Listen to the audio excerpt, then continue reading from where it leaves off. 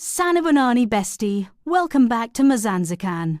I'm your host, Lovely P, and today we're stepping onto sacred stone, ancient power, and a flex so massive it still confuses historians to this day. This is episode 2 of Forgotten Kingdoms They Never Told You About, and we're heading straight into the stone giant of Africa, Great Zimbabwe. Grab your tea, because this story? It's a whole plot twist. Great Zimbabwe stood in what is now modern-day Zimbabwe, right in the heart of southern Africa. But back in the 1100s, bestie, this wasn't just a place. This was the place. Imagine rolling hills, granite outcrops, and a massive stone city with walls built so clean, so smooth, so confidently, and not a single drop of mortar. No glue, no cement. Just skill, vibes, and architectural ego. These people were stacking stones like they were building a luxury Airbnb for the ancestors. So, who lived here? The ancestors of the Shona people, builders, traders, farmers, gold workers, cattle herders. They lived in a society so organized that by the time Europeans were still arguing about bathing, Great Zimbabwe had neighborhoods, actual suburbs, royal zones, commoner zones, industrial spaces, trading areas. The whole layout was giving ancient urban planner with a diploma. Leading them were rulers like King Chibata Matosi, King Mutota, King Matopi, and later the legendary Nyatsimba Mutota, whose lineage expanded the state into the massive Mutapa Empire. These weren't just chiefs, these were kings with stone cities to back up the title. And their biggest flex? Bestie, the stone walls. Let's talk about the stone walls. 12 meters high, 200 meters long, curving like a serpent, perfectly balanced. No mortar, no shortcuts, no weekend warrior DIY mistakes, just pure genius. The great enclosure alone was basically the architectural version of "Don't play with us." Even today, people stand there like, who built this? Meanwhile, Shona ancestors are somewhere giggling. But the flex wasn't just stone. Oh no! These people were plugged into international trade before globalization was even a thing. They were exporting gold, ivory, iron, copper, and importing glass beads from India, cloth from Persia, ceramics from China, and luxury goods from the Indian Ocean trade. Great Zimbabwe was basically the ancient Tambo International of luxury items. Merchant city, global hotspot. They had wealth long before the word billionaire became stressful. Now let's talk about the city itself.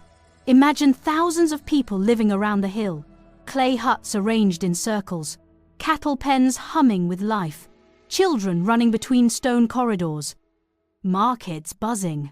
And then, on the hill complex, that was the royal zone. Kings conducting rituals, advisors discussing state matters, spiritual leaders interpreting omens. Smoke rising, drums echoing. A whole civilization thriving with precision and purpose. And the legends? Bestie, there are many. Some say the stone walls were guided by spirits.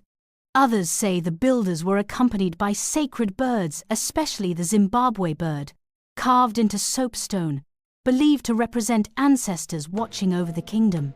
There are myths of ancient kings whose power was so strong that storms would shift when they prayed.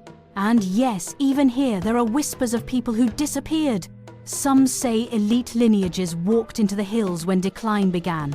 Others say drought forced communities to scatter, leaving only the stones behind. Whether symbolic or literal, the myth has survived for centuries. So what happened to this kingdom? Not a collapse, more like a slow fade.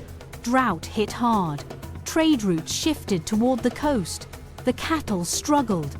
Political power moved north under the Mutapa lineage. People migrated, and the silence grew until the city became a memory carved in stone. And then, colonialism entered like it always does, making noise and denying everything. When Europeans saw these walls, they immediately said, Africans couldn't have built this. Bestie, the disrespect was loud. They invented wild theories, Phoenicians, Arabs, lost white tribes, anyone but Africans. They just couldn't accept that black architects, engineers, and rulers created one of the greatest stone cities on Earth. But archaeology came through, dusted the nonsense away, and proved what Shona people had been saying all along. This is ours. We built it. So why don't we hear about Great Zimbabwe today? The simple answer? Colonial erasure. Researchers literally tried to hide the evidence. Some destroyed documents, some locked findings away. For decades, the truth was kept quiet. But stones don't lie, and neither does history when it's finally allowed to speak. And now, we honor it, we study it, we celebrate it, because Great Zimbabwe wasn't just a city, it was a statement, a monument to African genius, proof that our ancestors were building empires while the world slept. Bestie, that's episode 2. The Stone Giant, the Kingdom of Kings, the city that whispered long before microphones existed. Make sure you're subscribed to Mzansikan, because episode 3? We're going to the Mali Empire, gold on gold on gold, bestie. You think Mapungubwe and Great Zimbabwe were flexing? Mali said. Hold my staff.